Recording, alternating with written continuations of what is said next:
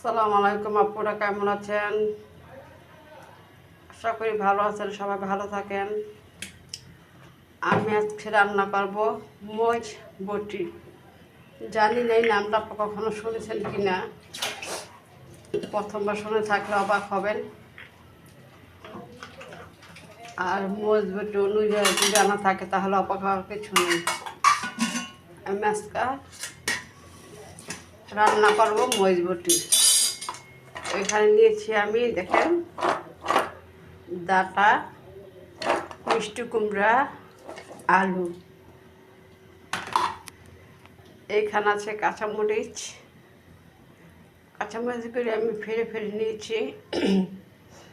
আর আছে পেঁয়াজ কুচি। এই মরিচ দিয়ে, এই ডাঁটা, আলু, মিষ্টি কুমড়া দিয়ে রান্না করব। তার জন্য এটার নাম হচ্ছে মরিচ বটি। সাথে থাকবেন, ধন্যবাদ।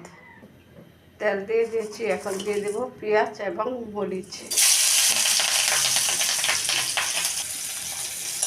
তেল রান্না করতে বেশি কিছু লাগে না, খালি কাঁচামরিচের পরিমাণটা বাড়িয়ে দেবেন, তাহলে হয়ে যাবে মরিচ বটি।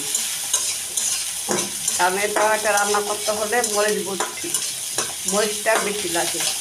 এখানে কোনো আদা রসুন কিছু দেওয়া হবে না, শুধু দিব একটু মরিচের গুঁড়া, একটু আদা তো দিবই না, আর একটু হলুদ তৈরি গুঁড়া দিব, স্বাদ মতো লবণ দিব। বাসায় রান্না করে খেয়ে দেখবেন, অনেক ভালো লাগবে। এখন আমি দিয়ে দিচ্ছি পানি।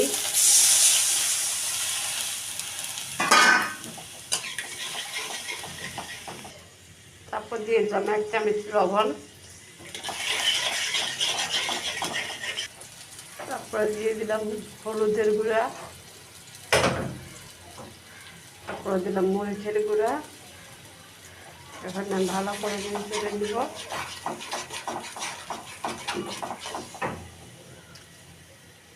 কষানো হয়ে আসলে আমি সেই ডাঁটা, আলু, মিষ্টি কুমড়োগুলো দিয়ে দিব।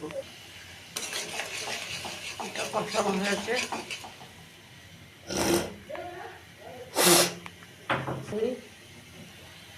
আলু, ডাঁটা, মিষ্টি কুমড়া দিয়ে দেবো মরিচের সাথে।